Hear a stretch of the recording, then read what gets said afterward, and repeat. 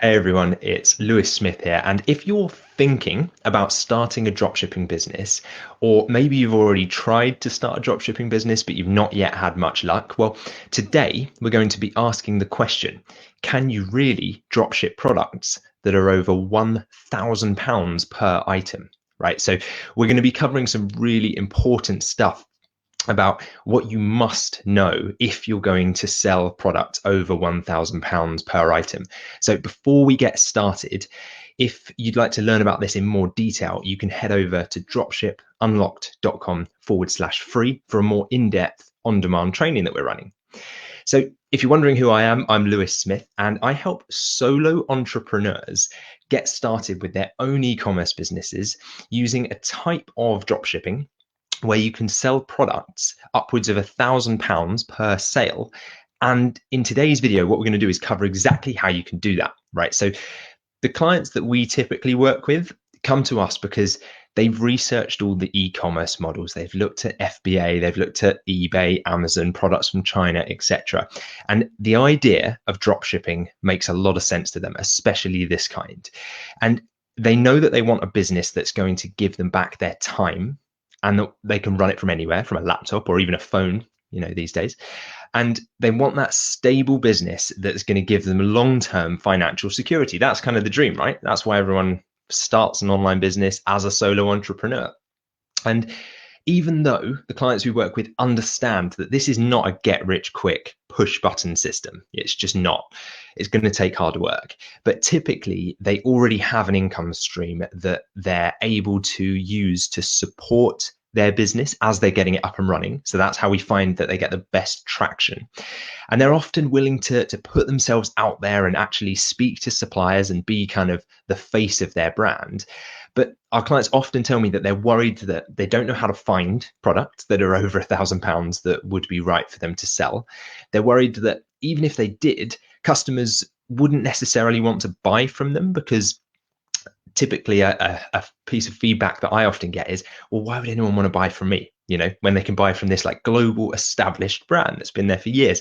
I get it. It makes sense. That's something that is, I wouldn't say a valid concern, but it is one that a lot of people feel. So if you're feeling like that, you're not alone. That's definitely something that people feel. And they're often worried about the risk, right? Because there's a lot of rumors. People talk about, oh, doesn't high ticket or high value items mean you're taking on a lot of risk? Well, does it?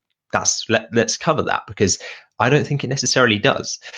It does make sense, though, that those are the fears, right? Those are the concerns, the worries, because it's new to those people and it's different to what 99% of people talking about business and e-commerce and dropshipping online are saying at the moment. I'm sure you've probably heard, I certainly have. There's a lot of noise out there.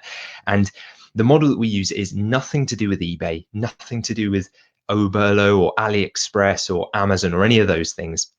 Right. So usually when people start out trying this, they're kind of feeling uncertain on what steps they should take to get started to build their business from the ground up. They kind of don't know that path that they need to take. They're often overwhelmed, and it's not hard to get overwhelmed in this particular industry because there's so much information out there. There's so much rubbish out there as well. They're worried that customers won't take their brand seriously, right? And that's a big one because they often feel, like I said, that customers would just buy from a more established store. Surely that would be the case, right? Well, maybe not. I understand what it's like, though. When you get started, you often think, well, why would anyone buy from me? I'm just a newbie. No one's going to take my site particularly seriously. But I always tell them that the truth is, it doesn't matter. It does not matter if you're a newbie. If you select high value products, so usually we're talking about products upwards of about £300, and they have high enough demand, right? And you can offer fast delivery, so like next day delivery ideally, but if not, 1 to 2 day delivery should be fine because you're working with domestic suppliers inside the UK. There are plenty of ways that you can add value beyond just being a big brand and an established brand, right? There's loads of ways that you can win that sale over your established competition and still succeed in this. So, by the way, if you're interested in how to do this and the specifics, the step-by-step detail, kind of a more in-depth training is available for free at dropshipunlocked.com dropship.com/free. So head over there now and you can watch the on-demand training. So a perfect example of adding value is my wife and I were recently in the market for buying a new bed, right? We were looking for one of these new beds, had the kind of style that we wanted in mind. And we were looking around, shopping online and looking at all the different options, the different retailers, and kind of it was hard to separate between them, right? We were looking around and so this was me in customer mode, right? Trying to purchase a product. And I noticed that this one particular retailer, so site, was selling beds with free mattresses. Okay. Now for us, that was really convenient because I was thinking, well, I don't particularly want to buy a bed, then have to like measure, well, what size mattress do we need? Find another mattress company that are going to deliver it. It means that we'd have to be in to accept 2 different deliveries, probably if we order them from different places, and just didn't want the hassle of getting it wrong. Plus, I knew if I got it wrong, it would probably be my fault for making the wrong decision. So I just thought probably easier, go with the one that's offering the free mattress. Now, interestingly, and here's the point, the price of that one with the free mattress was actually higher, right? But consumers love the word free. So if you're anything like me, you can't resist something that's free. If you walk past one of those restaurants where they're handing out like free samples and stuff, it's always too tempting to just be like, oh, go on then, if it's free, I'll take one. Well, that's it. Like they were saying, this is a free mattress. Now, they may have inflated the price of the whole package to make sure that they're still profitable with that mattress being sold as part of the bed. But that's my point.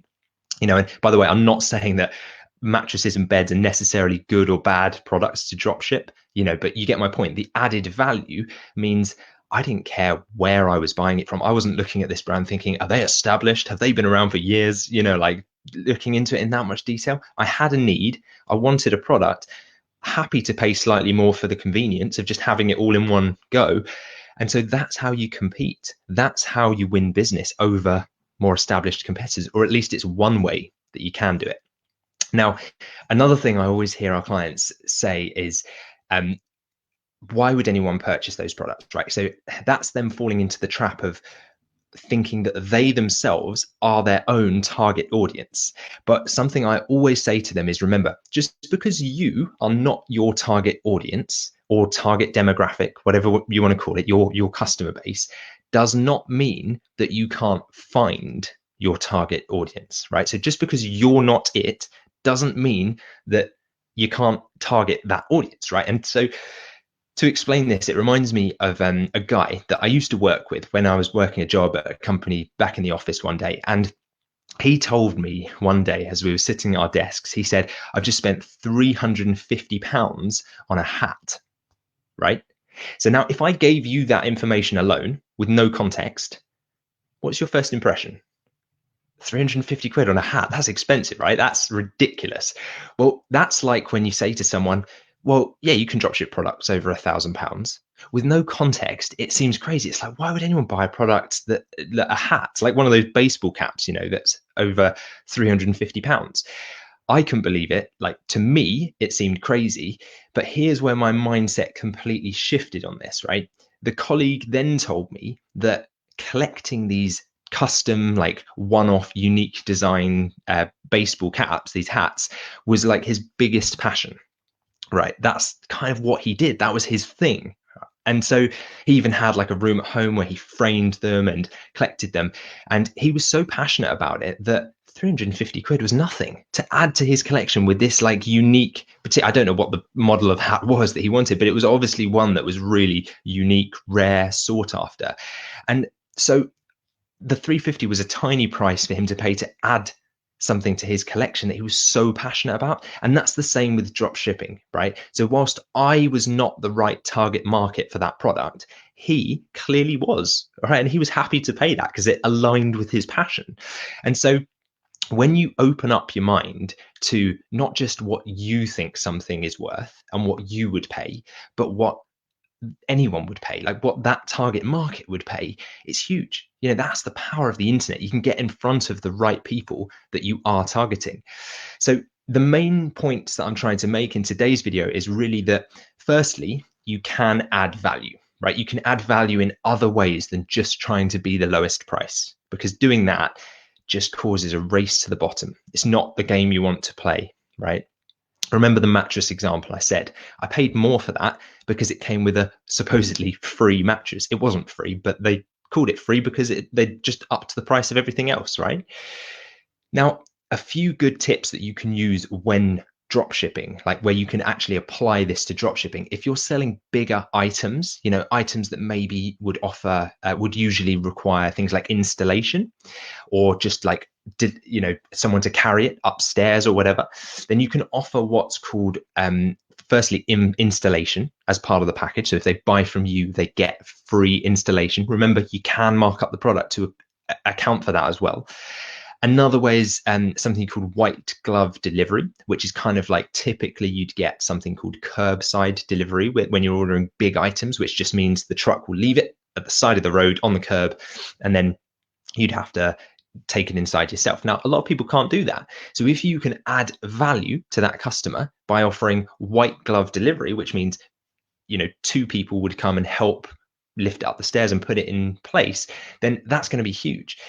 A way you can do this as well is offer accessory items, right? So for example, if you're selling barbecues, right, if that's your dropshipping niche, well, you could offer, say, one of these free barbecue gloves if you buy a barbecue from us, or you could offer free barbecue tongs, whatever it might be, something that is in line with the product they're buying, something that adds value, and that if they buy the main product, they're probably going to need this product as well. So why not just give it to them? Any type of accessory or even digital products are great. So things like free ebooks that you can have created and written on a site like Fiverr, for very, very low cost, or even a gift voucher that's in a related department store to the type of product that you're selling to these customers. And remember, if you're selling products that are upwards of £1,000, right, you're typically making minimum 25%, it should be upwards of 30%. So you're looking at like 250 to 350 pounds net profit after that sale, right? So if you can give away a freebie that's worth 20 quid to close that sale, you'd do that all day long, wouldn't you? Right.